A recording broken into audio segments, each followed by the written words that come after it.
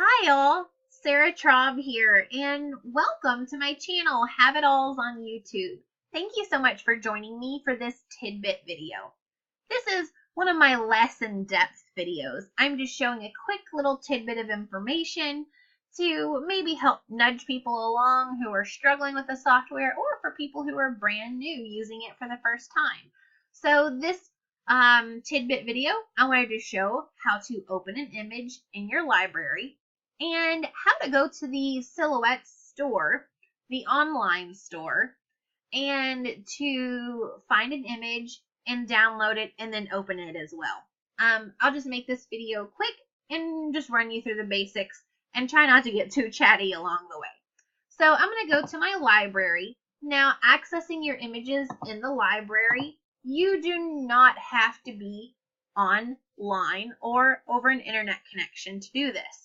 These are images you have already downloaded, and they're available even if your Wi-Fi is currently out because of a storm or whatever the issue may be, or if you've traveled to a friend's house or met up together at, a craft place together, whatever it is, you can just open these offline.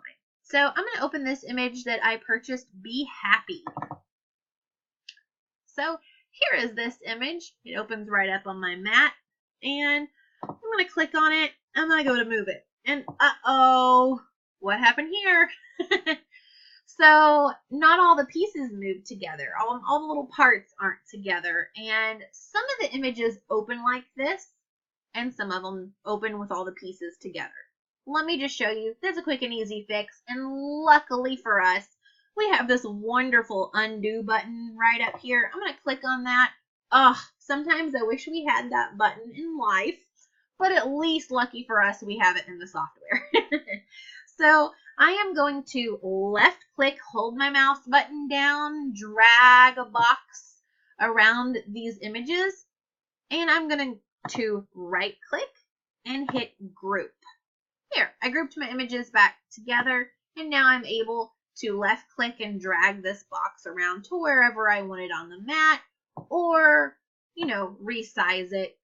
There we go. I am going to move this image. Oh, actually, also let me show you up here too. These icons up here, this is to ungroup images, and this little icon button up here is to group images. So the same thing can be done on here with ungroup. Right click on the image and group there as well. So that lets you know just some basics about getting started with your images. Let me go into the store. Now, when I go into the store, I'm going to click on this. This does require internet access. You're actually accessing their website through the software. So I'm going to click on this. You can see I've opened it a few times today. You already want to have your account set up, all your settings. It's a good idea to register your machine while you're in there too, to help with warranties. And you can also access all your images. There's all these different images through here, a plethora of images you can go through and select holidays and, different images, and you can click on these. There's all kinds of images you can purchase, but let me just show you for the sake of today and our designs we're doing now. There's free designs of the week. You will have weekly, they have different designs that you can download for free. And right here under deals, they also have free designs. So you can purchase the image. The purchase images work the same way, only you're going to go through a checkout process. You can add the image to your cart. You can click on the image, open it up. This is the shop until you drop. That's a good one for purchasing an image, a shop until you drop image. So you can download the studio image, which is what most of you are going to want to purchase, or an SVG. With the business edition software, I'm able to more easily work with SVGs. It can be done through processes, doing different things, but it takes a little finagling. I would just suggest downloading the studio version, and you can just add this to the cart and go through the checkout process. If you were actually buying the image, and you can purchase credits for your account, and you can do an express checkout, which just shoots you through the checkout process. I don't don't have any credit on my account right now. As you can see, I'm at $0. But you can, this doesn't cost anything. So you can do an express checkout, and I'll just do that for the sake, so this is quicker in the video than running you through a checkout process. Plus, you don't need to see all my checkout information. It's personal. So I'm going to hit express checkout. I'm going to proceed. And the image is downloading to my library now. I'm going to back out off the website, go back to my software, and go to my library. Now, I won't find the shop till I drop image right away, but I can hit sync. And as you can see, it's syncing right here, and it says synced. So everything should be up to date now. I'm going to click shop, in the search, I'm going to put shop. Oh, and there it is. Shop until you drop image popped right up there. I'm going to double click on it, and that image opened right there on my mat.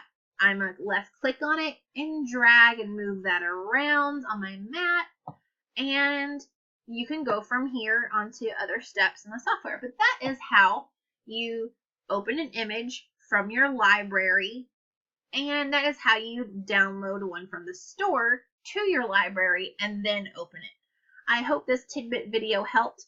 One other question that people may have with getting images into your software and working with them is also getting one from the internet, copying and pasting an image, maybe a royalty-free image, or one way is you can go to stores like Etsy or other shops and you can download different images and work with them from there. That you're just going to download to your computer like you would any file. You're going to click File and Open, and you're going to search through your computer and find that file and open it up. Different images do require working with them in different ways.